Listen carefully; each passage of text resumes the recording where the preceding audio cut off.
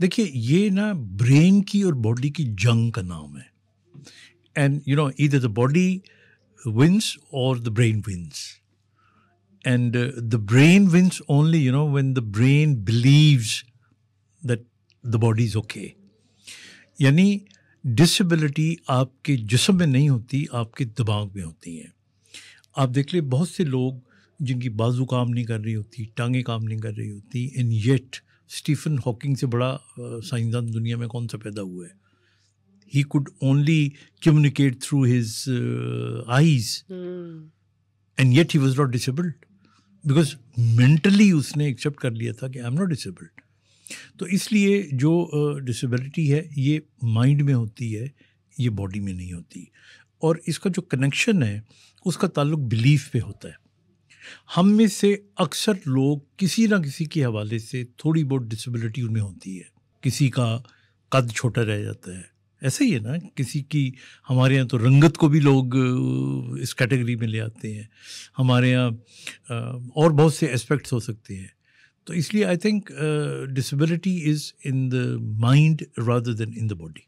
तो ये बताइए, जब बात करते हैं डिसेबल्ड पर्सनस की, तो यूजुअली देखा गया है कि जो डिसेबल्ड पर्सनस होते हैं उन्हें शादी बहुत फैसिनेट करती है। तो क्या डिसेबल्ड पर्सनस को शादी करनी चाहिए या नहीं? देखिए जो डिफरेंटली एबल्ड लोग होते हैं उनके बारे में शादी के हवाले से एक बड़ी इम्पोर्टेंट बात मैं कहता हूँ।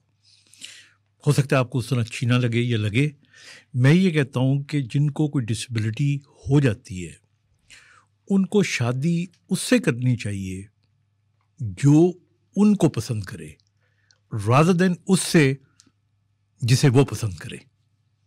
You see the difference, you know, because you no अगर आपके अंदर कोई डिसेबिलिटी है और आप अपनी पसंद की किसी लड़की से, या अगर आप लड़की हो तो किसी लड़के से शादी करते हो और वो शादी उसमें उसकी पसंद शामिल नहीं होती, तो कंपेटेबिलिटी नहीं होती। If you are a male and if there is a disability in you, get married to a girl who still accepts you and likes you, फिर शादी चलती है। और अदरवाइज मैंने देखा है कि यू नो बहुत ज़्यादा कामयाब नहीं होती शादियाँ। नंबर 2, कुछ लोग ये कहते हैं कि जो डिसेबिलिटी के लोग हैं उनको शादी भी डिसेबिलिटी में करनी चाहिए, विच इज़ एब्सोल्युटली रॉन्ग। यही मैं पूछना चाहती थी, एब्सोल्युटली रॉन्ग। डिसेबल्ड लोगों को डिसेबल्ड कम्युनिटी में ही या अपने जैसे किसी डिसेबल्ड से शादी करनी चाहिए या नॉर्मल इंसान से भी शादी कर सकते हैं? Absolutely no. उसकी 2 रीजंस हैं। पहली रीज़न ये है कि जो डिसेबिलिटी के लोग हैं हम उनको डिसेबल्ड कहते ही नहीं है। They're just differently abled. So they can get differently married. So number 1. Number 2, हमारे यहाँ कुछ लोगों में ट्रेंड है, वहाँ पे हमें मसलन जो हेयरिंग इम्पेयरमेंट के लोग हैं, sometimes you know they are more comfortable to get married to somebody with a hearing impairment, because you know sign language उन्हें इस्तेमाल करनी होती है and they are more comfortable, तो वो करें। इसी तरह विजुअली इम्पेयर्ड कई आपस में करना चाहते हैं, वो करें। लेकिन जो फार्मूला मैंने बताया था वो यही था, if you like somebody and she or he likes you back, that is the best compatibility. और सेकंड पोजीशन में वो कंपेटेबिलिटी है जिसमें जो नॉर्मल पर्सन है अगर वो आपको एक्सेप्ट करता है और पसंद करता है, so I think that would be a lasting one. Sir ये बताइए, डिसेबिलिटी में ऐसे कौन से केसेस हैं जिसमें शादी करनी चाहिए या जिसमें शादी नहीं करनी चाहिए? और मुझे ये भी बताइएगा इसके साथ कि आपकी शादी कैसे हुई? देखिए जो तो जेनेटिकली ट्रांसमिटेड बीमारियां होती हैं उनके अंदर शादी करते हुए सोचना चाहिए, यह शादी बातों का नहीं करनी पड़ती और नहीं करनी चाहिए, because then you are sure कि ये ट्रांसमिट होगी जेनेटिकली, तो वहाँ पे तो you should be very careful. लेकिन otherwise there is no problem. any person with a disability should get married to anybody. As far as I am concerned and regarding my शादी, आपकी शादी कैसी हुई ये बताइए? I liked the girl and the girl liked me. So it's been there for 42 years. We are together and we are very happy. Sir जब आपके mind powers की बात करते हैं तो काफ़ी लोग आपको एज अ मोटिवेशनल पर्सनैलिटी भी लेते हैं, आपसे बहुत कुछ सीखते भी। इवन कि जो डिसेबल्ड है वो भी बहुत कुछ सीखते हैं और ये समझते हैं कि अगर आप विद डिसेबिलिटी इसको फाइट कर सकते हैं और इसको कॉप अप करके बेहतरीन ज़िंदगी गुजार सकते हैं, तो कोई भी शख्स किसी भी डिसेबिलिटी के साथ तरक्की की राह पर गामज़न हो सकता है। How your body and your mind collaborate? देखिए मुझे बहुत से लोग जो ज़्यादा नहीं जानते, और अब तो खैर कई जानते भी हैं, उनके जहन में ये लगता है कि शायद मेरी कोई एक टांग टेढ़ी है, या कोई, बहुत से लोग समझते थे कि हल्का सा कोई पोलियो का डिफेक्ट है। वेयर एज जो मेरी डिसेबिलिटी है वो सारी की सारी मैंने कैमोफ्लॉज की हुई है। I mean the first principle is that if you have a disability, you have to live a kind of a life in which you don't have to make it very apparent. आप उसको gracefully किस तरह गुजार सकते हैं, ये एक how you carry it, how well you carry how it. you carry it, Okay. For example, मैं अगर खड़ा होना चाहूँ किसी को पकड़े बगैर, तो मेरा चूँकि no sensations in my legs, I cannot stand even for 2 seconds, not 5 or 10 seconds, not even for 2 seconds. I'll fall this way, this way. That is the reason I never carry a stick with me.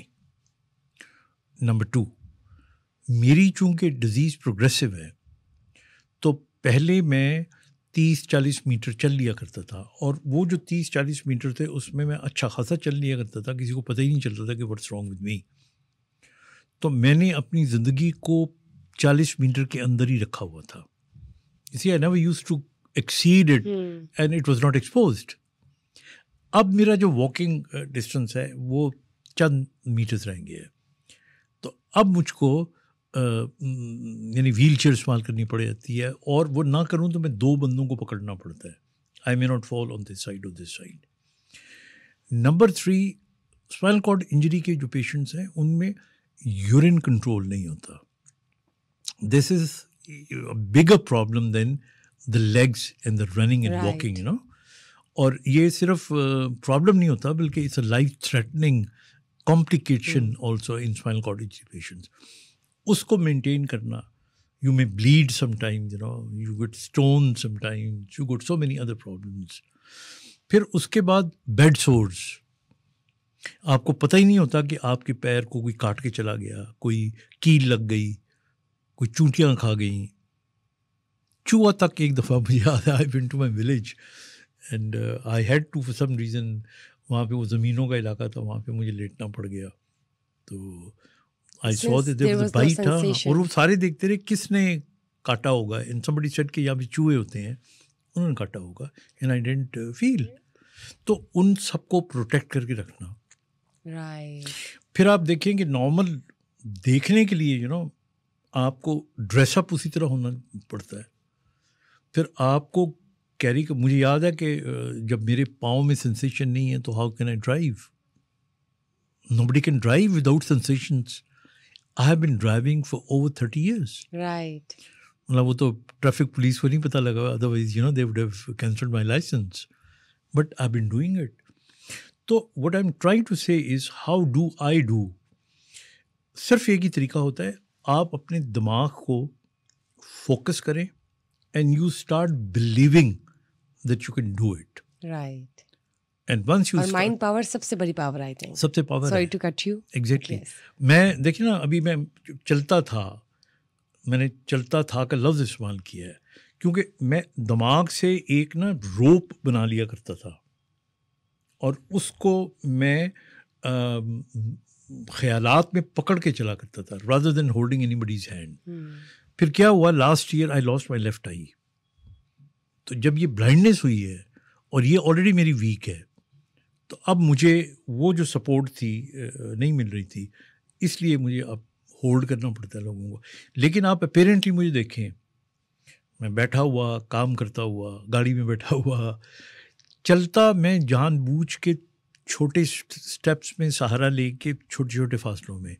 Not that I am शाई, not कि मुझे कोई अल्लाह ना करे शर्म आती है, मुझे यहाँ व्हील चेयर करनी पड़ती है, मैं इस्तेमाल करता हूँ, लेकिन you are your mind tries to convince you that you are abled.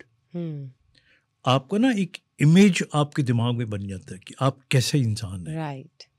सो वो इमेज आप अगर अपने दिमाग में अपना इमेज अच्छा बनाएंगे ना, तो आपके अंदर कॉन्फिडेंस आएगा एंड सेल्फ एस्टीम आएगी। इफ़ समबडी आस्क मी कि मुझे अगर दौलत एक तरफ मिले, फेम एक तरफ मिले, मोहब्बत एक तरफ मिले, ग्रेस एक तरफ मिले, तो I will choose grace rather than the rest of the things.